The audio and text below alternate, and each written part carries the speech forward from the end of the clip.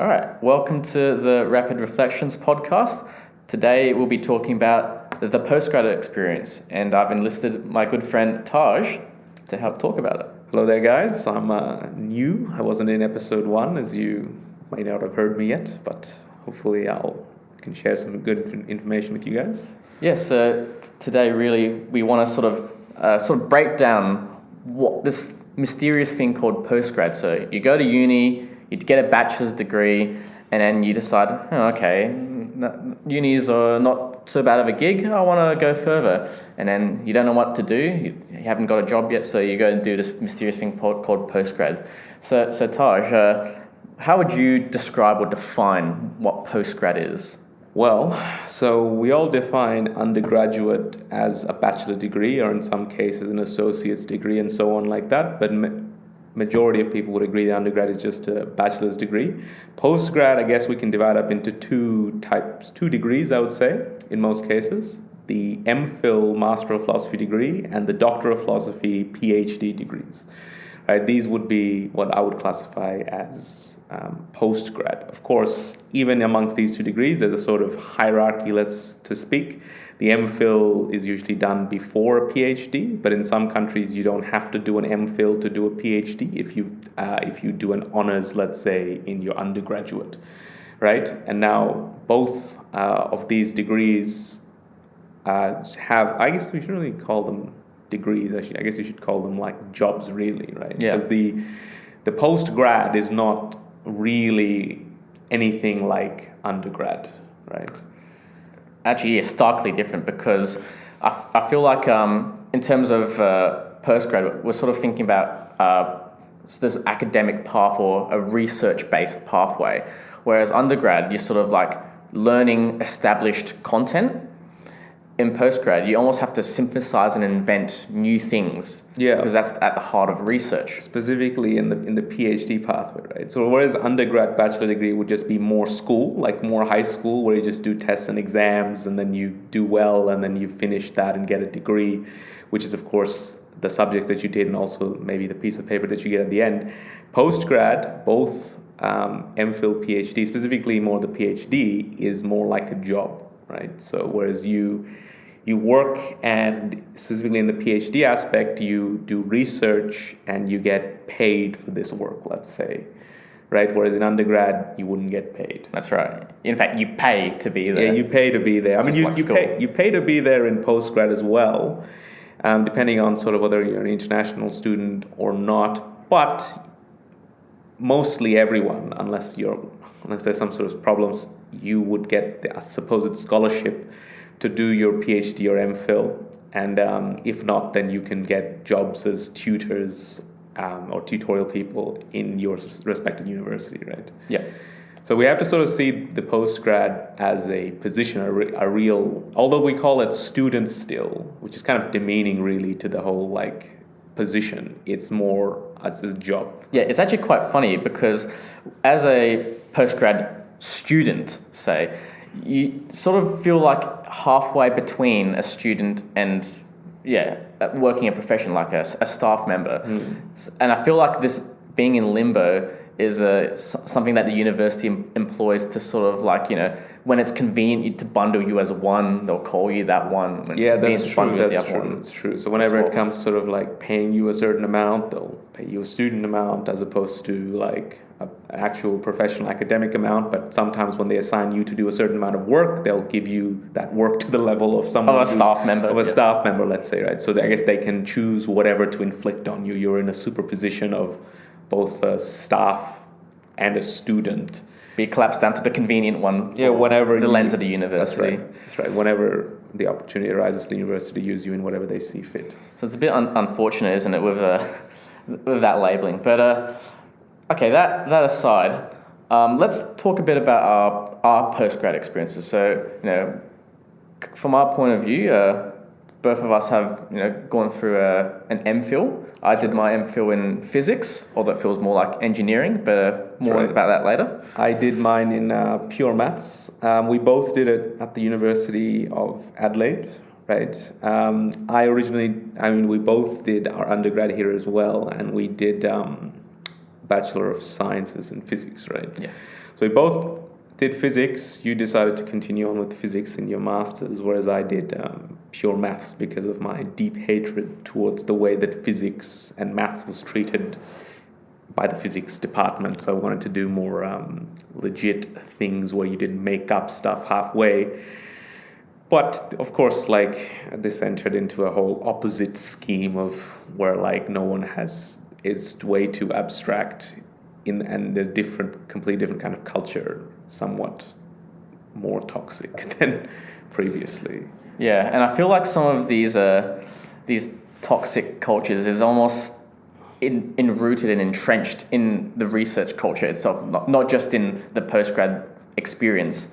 I feel like one of these aspects is the fact that, as you say, we have to go so abstract, or in the case of physics, so niche, in order to sort of be novel and relevant in order to publish these papers, that we have to go to a very, very specific example that no one has ever looked at or considered before, and then we can, do some experiment or do some study in this regime and say, okay, because no one's ever done it before, it's novel and therefore I can publish a paper on it. Whereas, in reality, it's not actually very important at all. We only sort of investigated it, not because we cared about it, but only as far as we could get a paper out of it. Yeah. So I guess the culture around the postgrad, I would say, is you have to look smart. Right? It's somewhat the case that like they only look at people who publish a lot of papers, who appear to know a lot of things about different things, and you're under this constant pressure of having to appear a certain way in front of your peers and all your sort of colleagues, let's say.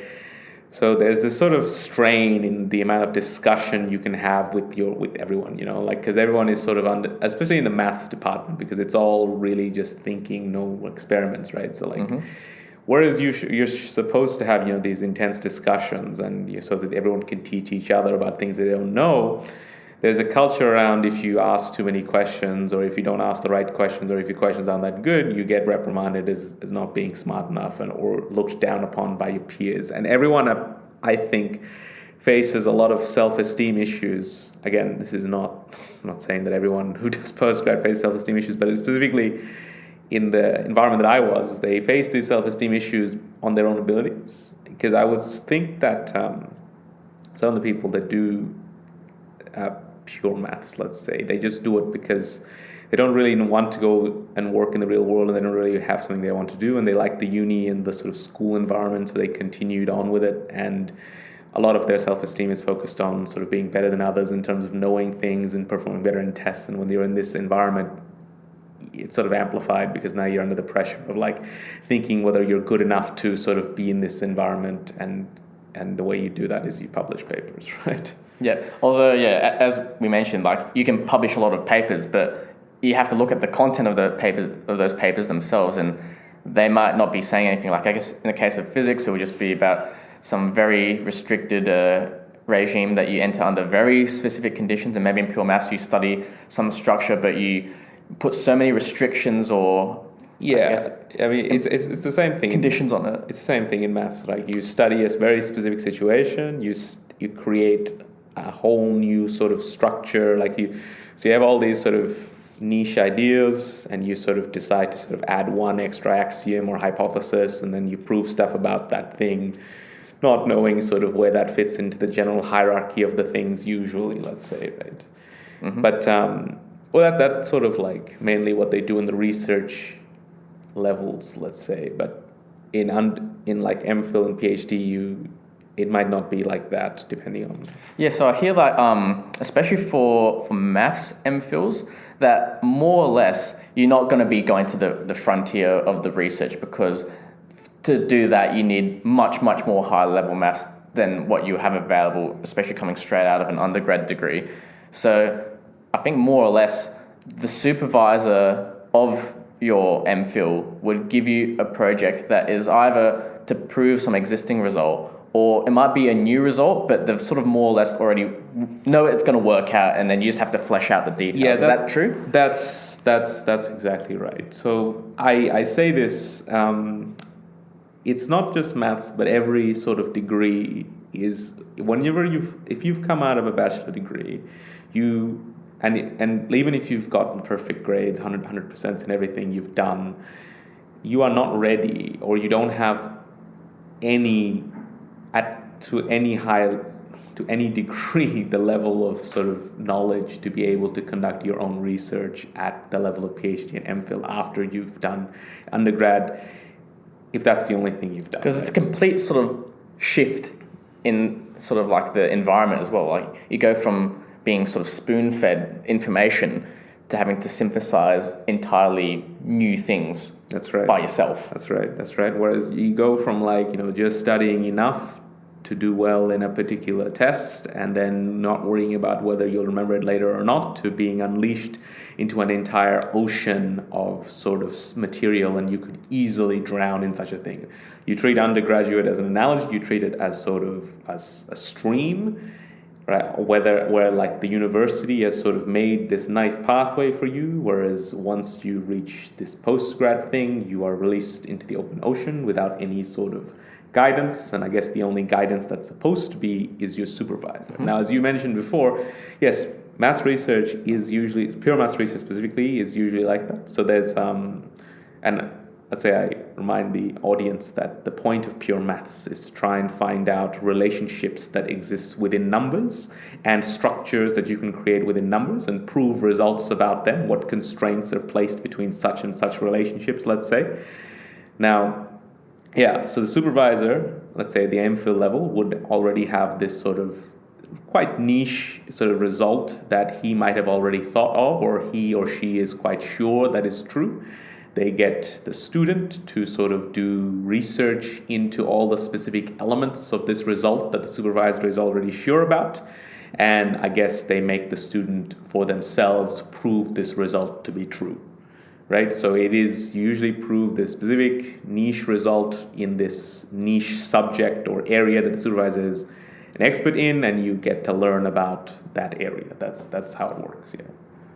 Yeah. So it's almost like it's not even the result that's important. Maybe if you do some new field, then that niche result might get published in a paper for the sole sake of no one's ever looked at it before. Yeah, but that's right. More or less, you would say that the MPhil for pure maths might be just building up more knowledge and I guess maybe some of those research skills to gear towards the next step in academia, which I guess would be to do a PhD and then to dive into that ocean of if an academia. MPhil is of that kind, where the supervisor has already worked everything out and he or she is just allowing you to sort of learn everything yourself, and the supervisor provides a lot of sort of help, and when you get stuck, that would probably be the perfect MPhil experience, right?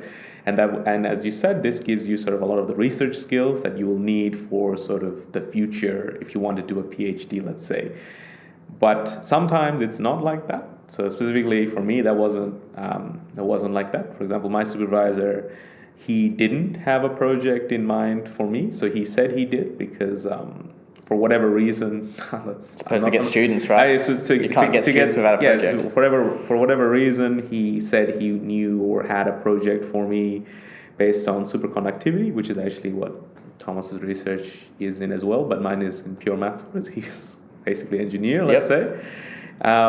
He said he had a certain project for me, and I sort of did sort of work related on it, but as sort of time went on, he sort of said, the paper of which I based your project on, I actually hadn't read it, so I didn't actually know what could be done, and the thing I thought you could do is actually just an analogy, and then he came up with something else, and then sort of went on, but being a sort of research student at the MPhil level where you've just finished undergrad, and as you said, you don't know anything, you're in this open ocean, and the only person that's sort of giving you a lifesaver to survive in this water is your supervisor, right? So I guess you're at the complete mercy of this individual, and so if anything wrong ever happens, you're going to blame yourself, right? You're going to think that, I wasn't smart enough, and this is again the self-esteem things that come into play when it comes to research students. You're always going to blame yourself. You're going to be like, I wasn't smart enough, or I didn't know what to do. It's not the fact it's on my supervisor's fault. And, that's why I was kind of blaming myself. I was like, I'm not doing enough work. I don't have such and such. But in this instance, it so happened that it was the supervisor who didn't come up with the result. the project, and in the end I actually had to come up with my own project and prove the result myself, which is like infinitely more difficult than anything else. Compare this to the example we gave earlier, where a supervisor already knows the result is true. He's already thought about it himself, and the supervisor, of course, is usually 60, so they know infinitely more stuff than you do. Yeah. And then you kind of just work through it, right? But see, the risk is like if the supervisor hasn't found out this sort of worked out the details of the things themselves, or at least know that it's true, then you could basically be doing stuff that can't be done, or you're not doing anything at all, because and especially because it's research, you don't even know whether the result you're trying to prove is true or not. Contrast that with undergrad, or like a sort of a controlled setting where at the end of the day what you're doing is not a complete waste of time because it has an answer. Proof because someone assigned it to me. That's right. But here, because it's a completely new thing that no one's ever looked at before, you have no idea whether it's true or not. So it's like those questions in maths that's like prove or disprove of the following fact. Those are the hardest to do because you don't know which path to go down. Is it true or is it false? And you sort of have to invest some time in one, and then if it's not working out, you get this self-doubt like, am I even pursuing the right thing? That's right. Maybe I'm wasting all my time and going down like the other path. Like it reminds me of that story about that professor trying to prove something like graph theory, was it? Who spent like 12 years of his life, not theory, that's it. He spent like 12 years of his life trying to prove this result, and he was sure it was true, but never got to it. And in that one lunch break, he was just so frustrated of that result that he just tried, let's suppose it's false and let's try proving that, and he just did it in that lunch break. So 12 years versus a lunch break, right? And which is a very funny story, but this is the kind of thing that you have to face in the harsh reality of sort of research, let's say. But at the MPhil level, at least, I don't think anyone should have to experience that level of strain. It should already be more or less, there's still some kind of roughly linear path, or maybe not linear, but at least it's sort of controlled and sort of there's boundaries set aside. So if anyone like me has gone through that kind of experience, which a lot of people might have depending on the supervisor, no one wants to go through it, but if you have, you're sort of really built now, and you'll probably be able to do research yourself without even a PhD if you think about it, because if you've been through that and proved your own result without the guidance that they provide. So I think from this discussion, it's sort of very clear that this student-supervisor relationship is key for any sort of postgraduate project. That's right. It is the most important thing, specifically for a PhD, where like you'll do your research just under their wing, right? As I said with the analogy, like the supervisor is like the one person that's going to give you the life buoy that will save you or guide you to your destination. It is the absolute most important thing in any postgrad, specifically PhD and research-based MPhil, right? So I guess one thing I would like to say is when you are choosing this supervisor, it is something that you have to choose based on sort of your matching capabilities.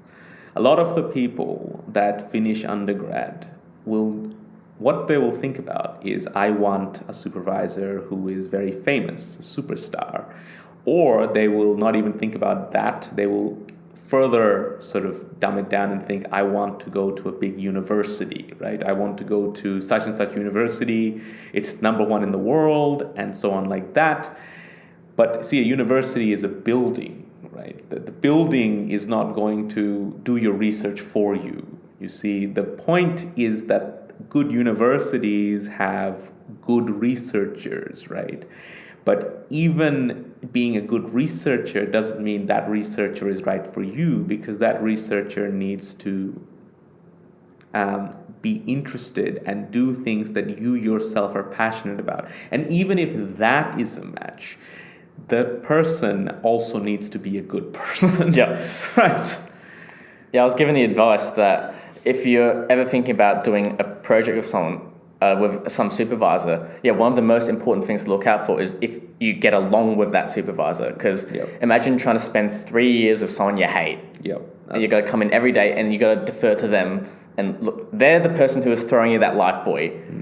if you don't trust that person, yeah, and if they're your enemy, then it's sort of the worst thing you can ever imagine. I mean, like going. I mean, this is an experience that I would wish that no one experiences themselves. But like, if you are in this world of real research where you are literally spending like years of your life doing something that you don't even know can be done, and there is no, I would say there is no, other than like being trapped in a cave in some sort of foreign land amongst terrorists like Iron Man was, there's no lonelier experience than that, like having no one that you can ask for help for, and like thinking that your work of all these years was for nothing. It's probably the worst feeling that I can imagine. Yeah, I've sometimes had to myself, I found topics I couldn't really talk to with my supervisor about, and so I was fortunate enough to be able to talk to some of my colleagues, so the fellow PhD and MPhil students who are also working under that same supervisor. So being able to have that conversation really sort of helped me through that. But I can't imagine if you had really no one to go to and you couldn't even trust the supervisor. You're basically alone. You're basically alone, and that's one of the most loneliest experiences that you can ever have, and it's quite terrible to be in that position, let's say, and that's why you need to have or choose a supervisor that you get along with. So whenever you do make this decision, or if you do decide to do a PhD, you have to do a lot of research and on this person. Just think about it as you would not marry someone. Like, I guess you can just think about supervisor as like a marriage, right? So normally a real world marriage would last you a lifetime. And although a PhD can be anywhere from 3 to 5 years, this experience will literally shape sort of who you are, I'd imagine, especially if you want to become an academic in the future. So it is actually still a lifelong thing. Yeah. And this is just going through experience, not just but we can also discuss the sort of elements in the academia type career profession where your supervisor can literally determine whether you can make it in the field or not, because in a way, because the academia is so competitive, one poor letter from your supervisor can lead to sort of really drastic consequences. Yeah, regretfully, in today's world, it's all about the people you know. And if your academic supervisor, won't bat for you when you apply, for other, let's say, postdoc positions once you finish your PhD, then that's not going to help out very much in you trying to land that successful position. That's right. It's not. I mean, there are people. This is a funny story. There was this guy. He took 7 years to do his PhD in China, and it was a pretty good result that he published. But his supervisor hated him, and because of that, supervisor actively went against him when he tried to look for jobs, let's say.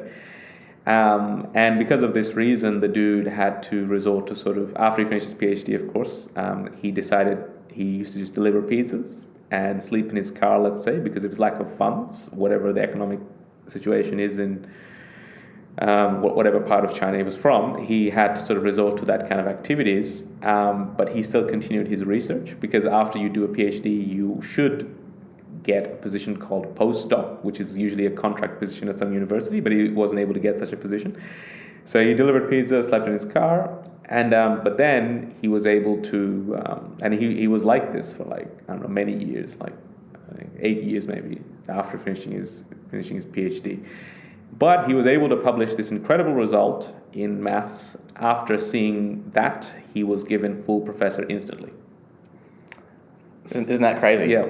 So clearly it wasn't the case. The guy is not good at research, because he was able to do this research and publish this incredible result, on his own while delivering pizzas and sleeping in his car because his supervisor hated him.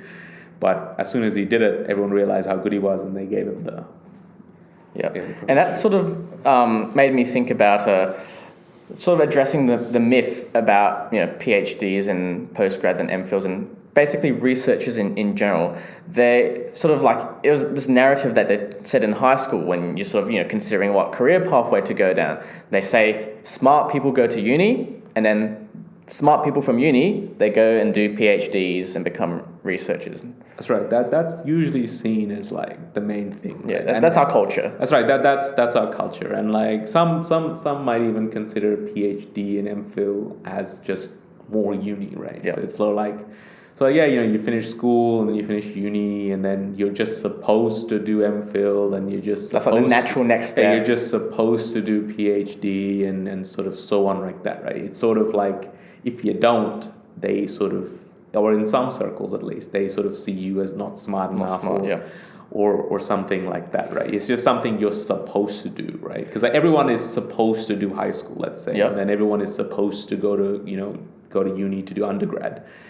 But really, like I don't know why this, like I'm pretty sure that everyone that has done a PhD or MPhil will agree that like it is, and as we've already said, it is, PhD MPhil is a job. It's a big commitment. It's not more uni, it's just like, because like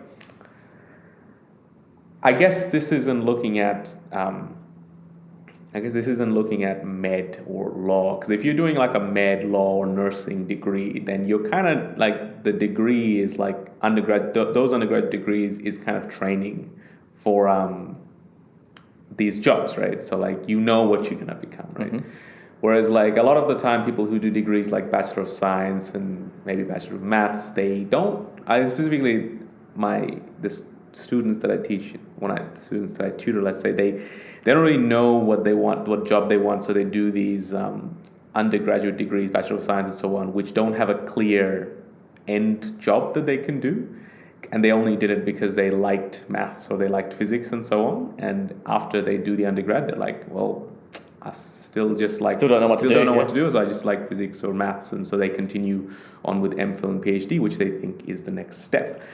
But this MPhil or PhD, as we want to sort of make very clear, is like a med degree in the sense that it trains you for a specific particular job, which is becoming a researcher. Yep. So really you can look at this MPhil and even the PhD as essentially you become an apprentice researcher, and your supervisor is the person taking you on as that apprentice. That's right. You can think about it the same as you would an electrician, right? I don't know how many of you know how the process of becoming an electrician works. You finish school and then perhaps... Or don't, who knows? You usually need you need to contact or get into contact with an electrician who is already in the field of electricians, and who is willing to take you up as their apprentice. You do this apprenticeship, which is you work under them very closely. They teach you what to do, and you get paid some amount of money for helping them and so on. And you do this for about 5 years, after which you get an electrician license, and then you can do electrician stuff yourself.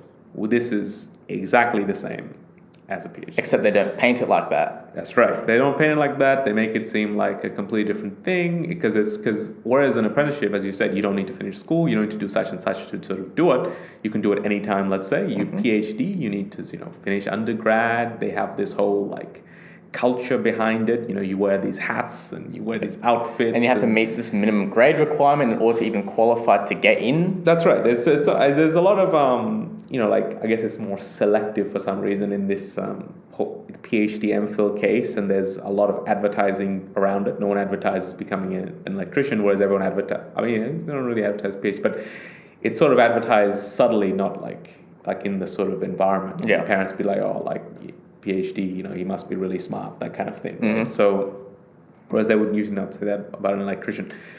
Yeah, so they have so much thing around it, like you have this whole graduation ceremony, you have the title doctor. I think that's the highest level of advertising for the PhD regime. Whereas you become an electrician, no one calls you anything, but like everyone, when you become a PhD, you get this doctor title in front of you, and I would imagine that half the people that do it because of that. They just want to get that prestige. That's right. So like they just think it's just something. Is this what I have to do? Yep, smart people do this. Smart people do I'll it. Get the doctor title. I need the doctor title in front of my name. Whereas it's when you do it, or if you do it, you want to do it because you want to be a researcher, right? So not for any of these other reasons. That's right. Like if you there might be reasons, like in different fields like computer science and so on, where getting a PhD is good for some industry jobs or any other job, but in the vast majority of cases, and specifically specifically in physics and maths and other sciences, you do a PhD because you want to become a researcher, right? You're not going to do an electrician apprenticeship if you didn't want to become an electrician. That's right. Yeah. So you clearly have to be passionate about research, and I guess in particular, you have to be passionate or interested in some open question, and so that selection procedure for finding a supervisor should also factor that into account. Like, sure, you might find a great person to be a supervisor, but if it's not doing a project that you're sort of interested in, it can also be detrimental to go 3 years looking into something that you don't care about. Yeah. As I was saying, is again going back to the point about choosing your supervisor correctly, and as Thomas just pointed out, if you want to do a PhD, I think the main thing you need to sort of look into is you got to look into yourself and think about whether you have the maturity, the passion, and the sort of current knowledge process in order to take up this journey, right? Because, so at the minimum, I think what you should do or what you should have is an idea about a certain problem that you're really passionate about, or some issue or some field that you sort of really want to sort of solve. And once you have this and you're mature enough to realize your own capacity in trying to address this problem, should you look for a supervisor who specializes in this problem, right? And also with whom you get along, right? The search process should be, or you should first realize whether there is anything like this that you want to research. If there is, then you look for a supervisor that you want to work with and that whom specializes in this and who will help you to get through it, and then you do the research. The point of the whole thing should be about the research, right?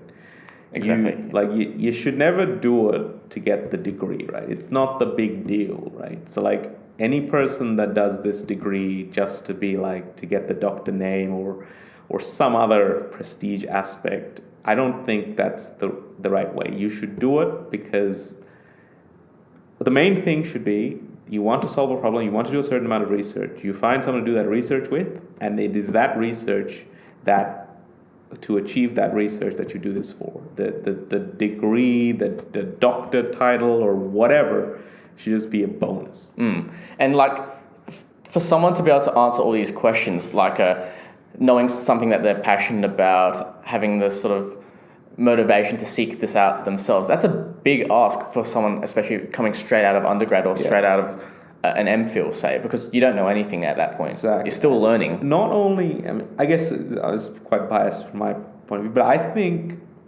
if you're someone who's done school, who's done really well in school, and then you've gone immediately to uni, and then I guess you've done well at uni again, right? I think if you're that kind of person, I think you might think you're the perfect kind of person to do the MPhil or PhD, let's say. But I think you are the complete opposite of someone who should take up MPhil or PhD because you did so well in school and uni, right? You must have had to put in a lot of time into it, and you would not have had enough time to really think about yourself and grow as a person. In some ways, I have this sort of thought that like school and uni and standardized sort of education institutes actually push back. I mean, although they teach you academic things, let's say, assuming you actually do remember the things that you did in school, they kind of push back your level of emotional growth for later. I've seen that it's only after people finish school and decide to do something else, or I don't know, let's say you take a gap year or you get a job or do anything. It is in that time that you really get to reflect on yourself, what you want to do, how you see the world, and so on like that, right? Because when you're in this constant like one after another, you don't have the time to think about You really that. don't have the time to think about all your that. energy is going towards studying for that test, making sure your grades are up, and That's sort right. of furiously working out all those deadlines. That's right. And you just don't have the time to think about yourself, or you think about sort of others and emotionally grow. So you're just too busy, right? And you just think, I'm just going to do this, and then after I finish this, I'll just do the next thing, and then so on and so on and so on. And this is usually the thing that everyone does. You do one uni, I'll just do the next thing, and then after you do masters, I'll do the next thing, and you just sort of keep going, and then maybe depending on sort of who you are, and usually you sort of come to a certain point, and you go like, you can't push it off any longer, and you just like, because as you keep going once about another, you just kind of push away all this sort of thought, and then one time you sort of realize that wait, what am I actually doing right now? And then you might then realize actually this is not what I want to do. That's right. And that's horrible. Like I can't imagine something worse than having going through years of struggling, working through this postgrad degree, only to realize, hang on, I've wasted all this time because I didn't actually want to do it. I only wanted to do it because I didn't know what to do, and this was the next thing, so to speak. Yeah. So you just put it off because you don't want to think about it, because and sometimes you might think that like if you're not doing anything, or you're not doing the next thing, that you're wasting your time, and that's actually a sort of a major problem in sort of the culture. Is like you always feel like you're being left behind by your friends, and that really hurts, right? You have to keep on doing something. That's right. You have to keep on doing something, and that's why you sort of choose the easiest thing you can do, and which is sort of the next step. Yeah. So I guess to wrap it up and to summarize all the points we've discussed today, to someone in the audience who's considering postgrad, what are the things they should sort of consider before they make that decision? Like, should you do postgrad, and what are the considerations that go into it? And well, first thing I'd like to say is like postgrad, specifically the MPhil example, is very different for different fields. Like whether if you're doing architecture or law or something sort of similar to that, you actually have to do a master's, right? So it's not like the degree's implied. Right?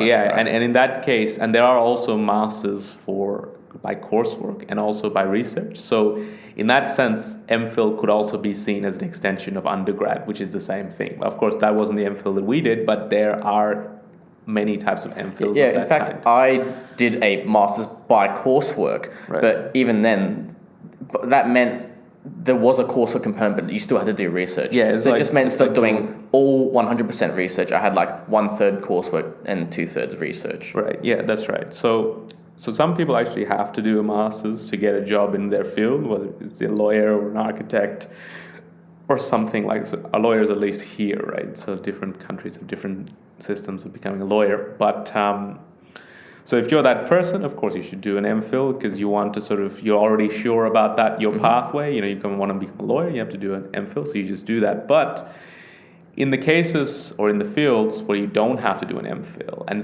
this goes specifically for a PhD, right? Because no job requires you to do a PhD, because PhD, unlike an MPhil, there's not much variety in sort of interpretation there.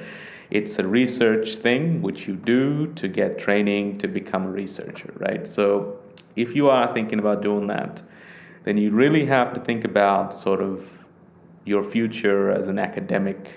Yeah, you should really only do PhD if you want to do research and become a researcher, right? That's right, become a researcher. Or, I mean, there could be other sort of, I guess you could do a PhD in like science and work for like certain organizations like SAMRI and so on. It depends, if that's the kind of, if you're doing like biology or something, you could work for like these organizations, and I'm not sure if they require PhDs or not. But physics and maths perspective, the only thing you can do with a PhD in that kind of regard is to become a researcher, and researcher doesn't just mean working for a university. People who work at CERN, people who work at NASA, or any other of these, Fermi Lab and so on, they're all researchers, right? Mm-hmm. Research doesn't just mean work for a university. So any of these jobs just include. So you really have to think about whether you want to do that, and I would say that the lifestyle of a researcher is quite difficult, right? So whereas, normally you'd finish school, normally you finish uni and then you get a job, and usually the jobs you can get after you finish uni is like $60,000 per year. Oh, depending, like 40 to 60,000. I mean, 40 is pretty low, so 60, 50 to 60, let's say, you can get that. But like after you finish your PhD, like nothing's sort of like guaranteed. As you said with the guy who had to deliver pizzas That's right. after his PhD, like he wasn't earning bigger than 60K. He definitely wasn't earning bigger than $60,000, and he had a PhD. Yeah, he had a PhD. So in some cases, the PhD can actually be a detriment to your job searches because you're overqualified. They might think you're overqualified, and there's a sort of stigma in the industry against people who have PhDs because they think the PhD people think they're above everyone else. So in any case, the job opportunities aren't many, and they're not very lucrative. Until and unless, of course, you become a full tenured professor, which is a pathway that is very arduous and that which is achieved by very few people. Not saying that people can't do it. But that shouldn't be your sole goal for doing research and pursuing that pathway. That's right. And like the kind of things you need to do to climb up to that level is quite soul draining and perhaps quite of a sellout type behavior, let's say, right? And you got to burn towns. That's right. That's right. So climb the ladder. That's right. So if you're not prepared to sort of go through that kind of hard lifestyle, then this may not be sort of because you could easily finish undergrad, and if you have to do a master's in your field, do that, and then get a job $60,000 to $80,000, and it's not like a contract job. You just do that and earn infinite money, and it's fine. Right? Because even after you finish your PhD and get a postdoc position, these are contract positions. So like year on, year off, then you have to apply for the next spot, and you have to be competitive still by publishing papers. That's right. It's a hard life, and you have to most likely move to foreign locations. Like the universities that. Because the postdoc positions are so sort of few, the only universities that might have positions available might be in many different locations, and you might not want to live in those locations. And if you have a family and so on, you have to move them around all the time, or you could leave them and live in those locations. It's quite difficult until you achieve the professorship or permanent position at a university. But it's just that. The things you have to do to achieve that is quite soul draining, and if you are prepared to do that, then you have to sort of be ready. But I think at the end of the day, people have to realize that doing a postgrad it's not for everyone, and you don't have to do that in order. If your goal is to have a career, you clearly don't have to do that. That's right. I'm not saying that postgrad won't give you a career. There might be some cases where you need MPhil specifically, you definitely need it in some cases, and PhD, maybe you need it for some computer science jobs, or maybe you need to get a promotion if you already got one. It's very sort of hard to say, but from our perspective, of course, like you don't have to do one. Not everyone has to do one. It's like not everyone has to become a doctor, not everyone has to become a lawyer, right? So like it's not the next step to your education. Okay, it's not like the next thing you do. It's not level 4, after you finish high school. It's not that. It's just you're choosing. You're chosen to become a researcher. Because you wouldn't consider becoming a lawyer and becoming a doctor or becoming an engineer or any of these professions as different tiers, right? It's not like you don't become an engineer after you become a lawyer, right? You don't see them as the next thing. So you shouldn't see PhD, specifically MPhil dependent situation, as the next thing. Yeah. You should do that if you want to do research, but if you don't, then just don't do it. And just don't do it. So like it's not like having the doctor title in front of your name isn't going to do anything. Yeah. Right? It's not like, let's say you did do it for the doctor title and you have a doctor title in front of your name, then what? Not magically going to earn you $100K a year. It's not going to give you like infinite money after that, as we've seen from countless examples, one of which we've discussed. And it's not like it's like the ATAR thing, like you get a good ATAR and you tell people, and then 5 seconds later it doesn't matter. So it's not. Yeah. So I guess any closing thoughts on that? So how would you sum up to these to any prospective people finish nearing the end of their undergrad degrees? Like, I would say that in the end of if you're finishing undergrad, that you should, of course, like there's usually a pressure that you have to get a supervisor and nearing the end of your undergrad, which means like during your exam period is when you have to find a supervisor, and so soon. But I think everyone should at least take some time off before engaging in an MPhil. I think it's very important. Yeah, just to realize it's the thing that you want to do. Yeah, not only is it not only to realize that it's the thing you want to do, but also you need some time to find your supervisor, right? Yeah. If in your undergraduate time in the university that you did undergraduate, you found this perfect person that you love and that you want to work with, and you're already sure that you want to become a researcher, then yeah, fine, go ahead. You do the MPhil right after. But for a lot of people, that may not be the case. And I think specifically for these people, I think you should at least take some time to sort of think about this sort of.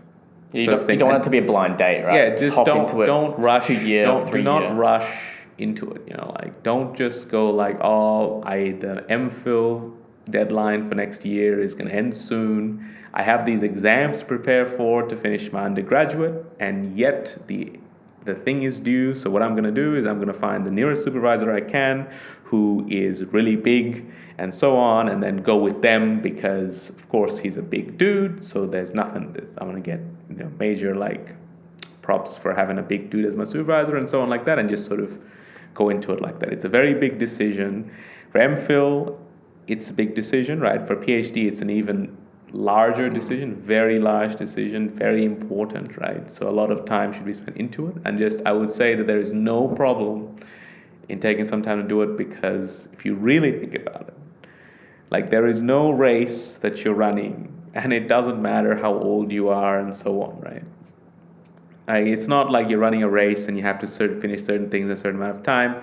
You can take as much time as you want. You're going to live for 80 to 100 years. That's like infinite time, so it's not a big deal. Yeah, I think you summarized it pretty well, Taj. I think the advice that I would give to round that off is to make sure like the field that you actually want to go into, like if you actually do want to become a researcher and an academic, is something you actually care about. If you only cared about doing, let's say for me, maths and physics just because you are good at it, or like you don't know what else to do, then maybe delay postgrad and do that self-reflection to actually check whether is this something I actually care about? Would I be excited to come into work every day to think about these problems, or is it just because I got a good grade and doing that more of that make me feel better and validate myself? Again, it's that self-confidence thing. That's right. I mean, yeah, that's what I'm saying is like the self-esteem, self-confidence thing is the thing you have to deal with when you're in this regime, and you really have to reflect on whether this is something that you're really passionate about and want to do and you're excited to do every day. So that's why you got to sort of make up that mind. Some of the researchers might be like, PhD's not big a deal. You can do it and then do something else after. I mean, that's true. You can do 2 or 3 degrees and do something else after. But we don't really want to put you in that position, right? We don't want you to have to do 1 degree and then realize this is a mistake and do another degree, and there's just. You want to make the right decision when you do it. That's not to say that if you have made a mistake, it's the world's over. Yeah. Like it's the worst. I can say that I've made mistakes, several mistakes. The only reason I'm saying this is because I want to stop other people from making the same mistakes, right? So, yeah. But I do. Hopefully, we can prevent these things before they happen. But obviously, if they do happen, it's not the end of the world, as you just said. They can be rectified, and you can find alternate pathways to get to where you want to go. That's right. I mean, as I said, like you're gonna live for 80 to 100 years. You're bound to make some mistakes. You're bound to make some mistakes, and even if you make mistakes, it's fine. Like it's just like you have infinite time at your disposal. The possibilities are literally endless in what you can do. The worst thing you can do is you can imagine the world shrinking in on you, and you have nothing else, and then you failed everything, and then you just have not. So you just have to keep the perspective. But that's not to say you treat every decision too lightly, because then you might make too many. You need to find that happy balance in between. But yeah, I hope that was useful, or at least interesting to think about for a lot of you. And I guess, we'll wrap things up here. We'll see you guys next time. Thanks for listening, and you'll see a lot more of Taj in future episodes. Hopefully I didn't talk too confusingly in this one and didn't take up too much of the time, but nice to meet you guys, whoever's listening.